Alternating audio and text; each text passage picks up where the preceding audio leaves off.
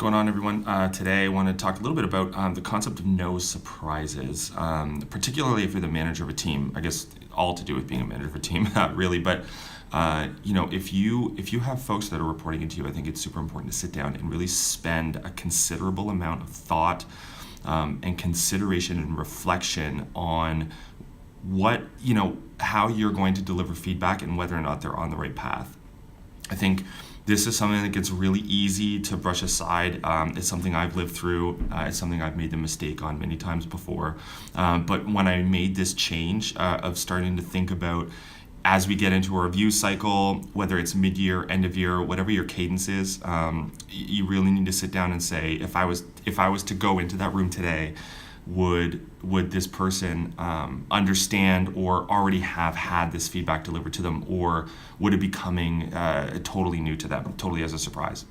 And I think if it's totally as a surprise, it's probably not effective. Whatever data you're going to provide is going to feel like it's kind of being lobbed at them without any real ability to change where they are at currently.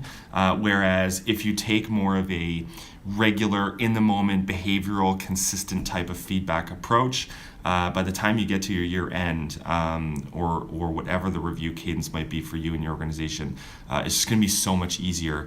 And also when you invest the time to sit down and really think about each individual on your team, and where they currently are at, what some of those coaching discussions you may have had already with them are or have been, if you get them to do self-evals, where they think that they're at currently, are you leading into 360s? All of that type of great stuff is really kind of lost if it's all held until the very last minute. It's not really a fair game for anyone. So really endeavor to spend a considerable amount of time and reflection as you go, right? Just regularly, right?